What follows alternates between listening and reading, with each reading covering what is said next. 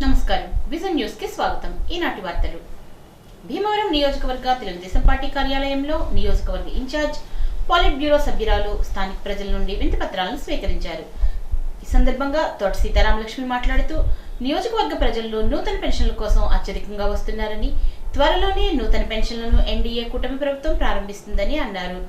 రాయలం గ్రామానికి చెందిన టీడీపీ కార్యకర్త మహంతి గోవిందరావు ఇటీవల కరెంటు ప్రమాదంలో మరణించగా వారి కుటుంబానికి 5 లక్షల రూపాయలు మంజూరయ్యాయని, ఎలక్ట్రికల్ డిపార్ట్మెంట్ ఏఈ సర్టిఫికెట్ ఇవ్వనందున లబ్ధిదారులకు ఇంకా నగదు జమ కాలేదని, సంబంధిత అధికారులతో మాట్లాడి సర్టిఫికెట్ ఇప్పిస్తానని బాధితుని యొక్క భార్యకు తెలియజేశారు.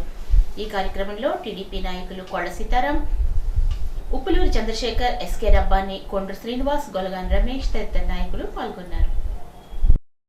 ఆంధ్రప్రదేశ్ రాష్ట్ర రెవెన్యూ, రిజిస్ట్రేషన్ అండ్ స్టాంప్స్ శాఖ మార్చులు అనగాని సత్యప్రసాద్ జూలై 26 శనివారం ఉదయం 9 గంటలకు డాక్టర్ బిఆర్ అంబేద్కర్ కోనసీమ జిల్లా దిండి రిసార్ట్స్ నుండి బయలుదేరి ఉదయం 9:30కు మొగల్తూరు మండలం కాళీపట్నం వెస్ట్ చేరుకొని 11 గంటల 30 నిమిషాల వరకు స్థానిక శాసనసభ్యులు ఏర్పాటు చేసిన కార్యక్రమంలో పాల్గొంటారు. 11 గంటల 30 నిమిషాలకు కాళీపట్నం నుండి బయలుదేరి 11:45 నిమిషాలకు నర్సాపురం సబ్ కలెక్టరేట్ కార్యాలయానికి చేరుకొని అధికారులతో సమీక్ష చేస్తారు. 12 గంటల 30 నిమిషాలకు నర్సాపూర్ సబ్ కలెక్టర్ కార్యాలయం నుండి బయలుదేరి 1 గంట 30 నిమిషాలకు ఆచంట చేరుకొని సాయంత్రం 5 గంటల వరకు స్థానిక శాసనసభ్యులు ఏర్పాటు చేసిన వివిధ కార్యక్రమాల్లో పాల్గొంటారు. సాయంత్రం 5 గంటల నుండి ఆచంటలో బయలుదేరి విశాఖపట్నం వెళ్లనున్నట్లు జిల్లా సమాచార శాఖ ఒక ప్రకటనలో తెలిపింది. ఆకివీడు ఎదుగుతున్న పట్టణమని, ప్రభుత్వ ఆసుపత్రికి కావలసిన మౌలిక వసతులన్నింటినీ కల్పిస్తామని రాష్ట్ర assembly deputy speaker, Undi MLA Kanumuri Raghuramakrishnamraju అన్నారు.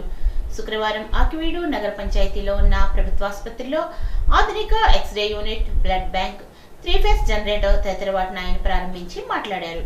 ఆసుపత్రి పరిసరాలను ఆహ్లాదకరంగా, పచ్చదనం కోసం కృషి చేస్తానన్నారు.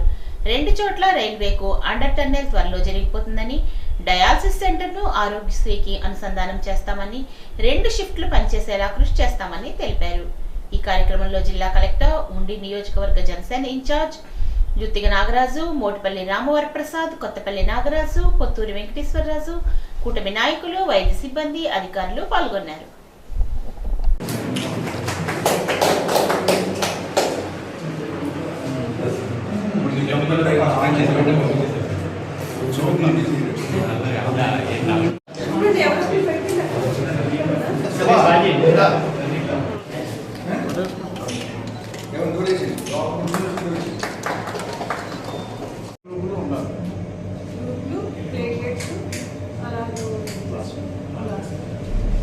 ఇందులో బ్లడ్ కావాలని బయట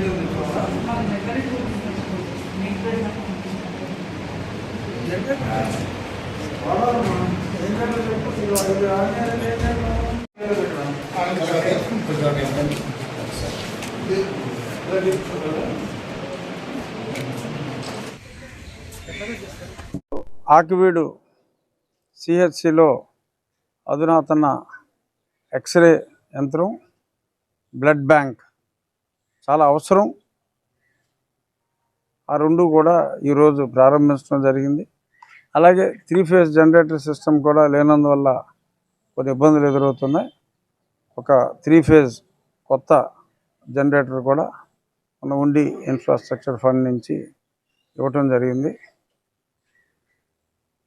ఇప్పుడే మనం కొద్ది మాసాల క్రితం ప్రారంభించిన డయాలసిస్ సెంటరు త్వరలో ఒక 10 రోజుల్లో ఆరోగ్యశ్రీ తోటి కూడా అనుసంధానం అవుతుంది. చాలామంది పేషెంట్స్ ఉన్నారు, దూర ప్రాంతాలకు వెళ్ళవలసి వస్తుంది ఆరోగ్యశ్రీ అనుసంధానం లేనందువల్ల.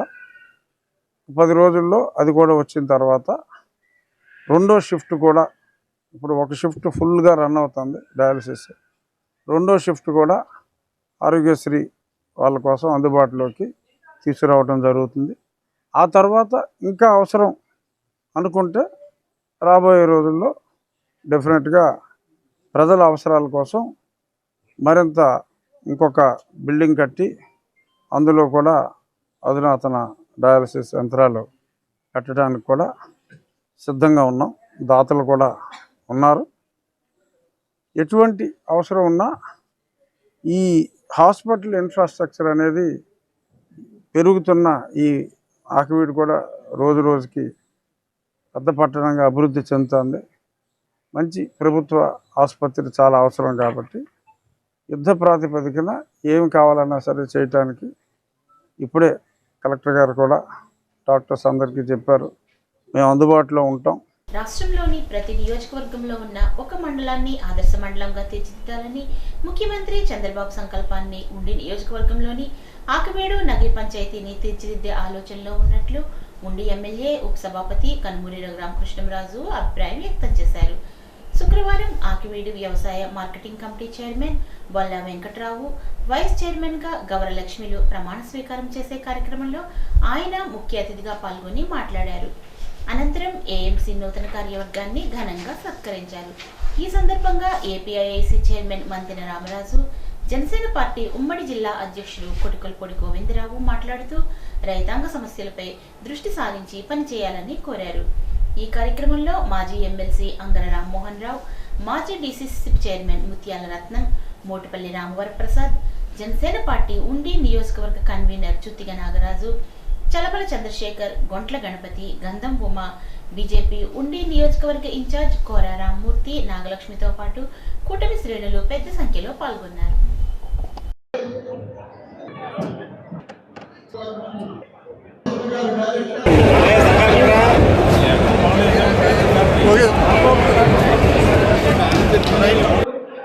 మన వెంకట్రావు గారు, గౌరలక్ష్మి అధ్యక్షులు, ఉపాధ్యక్షులుగా వాళ్ళ టీం మొత్తం 15 మంది ఈరోజు ఇంత భారీ స్థాయిలో ప్రమాణ స్వీకారం చేయటం నేను ఎప్పుడు చూడ. ఆకివీడు మొత్తం జామ్ అయిపోయింది. మరి అది వెంకట్రావు గారి స్టామినా తెలియజేస్తుంది. వాళ్ళ నాయకత్వంలో గతంలో మార్కెట్ యార్డ్ కలెక్ట్ చేసిన రుసుముతో మనం చాలా డెవలప్మెంట్, రోడ్లు డెవలప్మెంట్ అన్నీ చేసేవాళ్ళు. గత ప్రభుత్వంలో అదంతా ప్రభుత్వమే ఫోన్ చేసింది, కానీ స్థానికంగా వాడుకోవడానికి లేకుండా అయింది. ఎలాగా మళ్ళా తిరిగి ఆ నిధుల్ని చుట్టుపక్కల గ్రామీణ ప్రాంతాలు మన రోడ్లు ఎలా అభివృద్ధి చేసుకోవాలనేది ఒక ప్లాన్ ప్రకారం ముందుకు వెళ్ళి ప్రయత్నాలు మళ్ళీ మొదలు పెడతాం. అత్తిలిలోని రామన్నపేటలో గల ఐశ్వర్యదుర్గ అమ్మవారికి శుక్రవారం విశేష పూజలు జరిపారు. ఈ సందర్భంగా దాత పోలిశెట్టి చంటి సౌజన్యంతో పేదలకు అన్నదానం జరిగింది.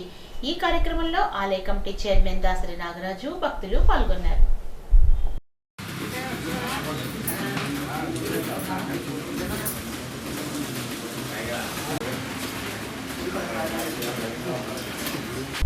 పశ్చిమ గోదావరి జిల్లా వైద్య ఆరోగ్య శాఖ పరిధిలోని జిల్లా వైద్య ఆరోగ్య శాఖ అధికారి డాక్టర్ జి గీతాబాయ్ పలు ప్రైవేట్ ఆసుపత్రులు, స్కానింగ్ సెంటర్లను ఆకస్మికంగా తనిఖీ చేశారు.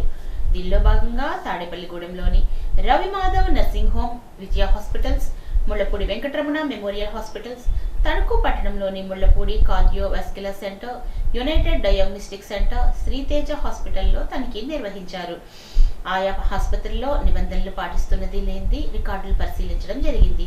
అదేవిధంగా పీసీపీఎన్డీటీ చట్టం పరిధిలో స్కానింగ్ సెంటర్ల నిర్వహణ పరిశీలించి తగు సూచనలను చేశారు. ఎవరైనా లింగ నిర్ధారణకు పాల్పడితే కఠిన చర్యలు తీసుకుంటామని, ఆ సెంటర్లను సీజ్ చేయడం జరుగుతుందని హెచ్చరించారు.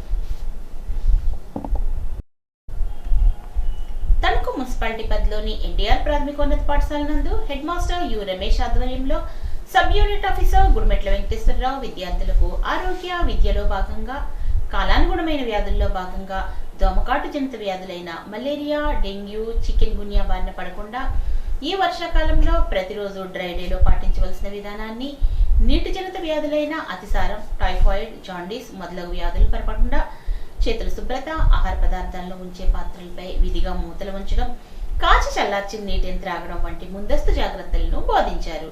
అనంతరం స్కూల్ ఆవరణలో బ్రెడ్ అండ్ సోర్సెస్ ను పరిశీలించి మార్గదర్శకమైనటువంటి సూచనలు చేశారు. ఈ కార్యక్రమంలో school teachers, fire area control unit సభ్యులు, ఏఎన్ఎంలు, ఆశా కార్యకర్తలు, హెల్త్ అసిస్టెంట్స్ పాల్గొన్నారు. సీజనల్ వ్యాధులు ప్రబలకుండా డ్రై డే ఫ్రైడే కార్యక్రమాన్ని బలోపేతం చేయాలని జిల్లా వైద్య ఆరోగ్య శాఖ అధికారి డాక్టర్ జి గీతాబాయ్ అన్నారు. పశ్చిమ గోదావరి జిల్లా వైద్య ఆరోగ్య శాఖ పరిధిలో జిల్లా వైద్య ఆరోగ్య శాఖ అధికారి గీతాబాయ్ తణుకు పట్టణంలోని బ్యాంక్ కాలనీ పట్టణ ఆరోగ్య కేంద్రాన్ని ఆకస్మికంగా తనిఖీ చేశారు. సిబ్బంది హాజరు, ఓపీ, రోగులకు అందుతున్న సేవలు నమోదు, మందుల అందుబాటు, ఈహెచ్ఆర్ నమోదు, అబా ఐడీలు, ఆరోగ్య సమాచారంతో కూడిన ఈఈసీ గోడపత్రికల ప్రదర్శన తదితర అంశాలను కూడా ప్రదర్శించారు. సీజనల్ వ్యాధులు ప్రబలకుండా డ్రై డే ఫ్రైడే కార్యక్రమాన్ని బలోపేతం చేయాలని ఆదేశించారు. రక్షిత మంచినీరు వినియోగించడం ద్వారా సీజన్లో డయేరియా ప్రబలకుండా నియంత్రణ చేయవచ్చునని ఆరోగ్య సిబ్బందికి సూచనలు చేశారు. Indian hair industries private limited ప్రాంగణంలో ఇండియన్ హెయిర్ ఇండస్ట్రీస్ మరియు ఆర్ఆర్ చారిటబుల్ ట్రస్ట్ సౌజన్యంతో పాలకొల్లు లాయన్స్ వారి రాజవల్లి రాధారామన్ కంటి ఆసుపత్రి ద్వారా ఉచిత కంటి పరీక్షలను మాజీ మున్సిపల్ చైర్పర్సన్ శ్రీమతి వంక రాజకుమారి ఆధ్వర్యంలో కంపెనీలో పనిచేస్తున్న కార్మికులకు మరియు ఇండస్ట్రియల్ ఎస్టేట్ కార్మికులకు 365 మందికి పరీక్షలు నిర్వహించగా 11 మందికి క్యాటరాక్ట్ ఆపరేషన్లు, 5గురికి కంటి పైపర ఆపరేషన్లు అవసరమని గుర్తించి వారికి త్వరలో ఆపరేషన్ చేయడానికి ఏర్పాట్లు చేయడమైనది. 72 మందికి కళ్లజోళ్లు పంపిణీ చేశారు. ఈ కార్యక్రమంలో డాక్టర్ అల్లూరి లక్ష్మీపతిరాజు సిబ్బంది పాల్గొని కంటి పరీక్షలు నిర్వహించారు. మార్టేరు ప్రాంతీయ వ్యవసాయ పరిశోధనా స్థానం శాస్త్రవేత్తకు ఆచార్య ఎన్జీ రంగా వ్యవసాయ విశ్వవిద్యాలయం 57వ స్నాతకోత్సవాన్ని ఈ నెల 24వ తేదీన కృష్ణా జిల్లా ఉంగుటూరు మండలం ఆత్కూరు స్వర్ణ భారత్ ట్రస్ట్ ఆడిటోరియంలో ఘనంగా నిర్వహించారు. రాష్ట్ర గవర్నర్ ఎస్ అబ్దుల్ నజీర్ స్నాతకోత్సవానికి అధ్యక్షత వహించారు. ఈ కార్యక్రమంలో భాగంగా ఉత్తమ ప్రతిభ కనబరిచిన వ్యవసాయ విశ్వవిద్యాలయ శాస్త్రవేత్తలకు అవార్డులను అందజేశారు.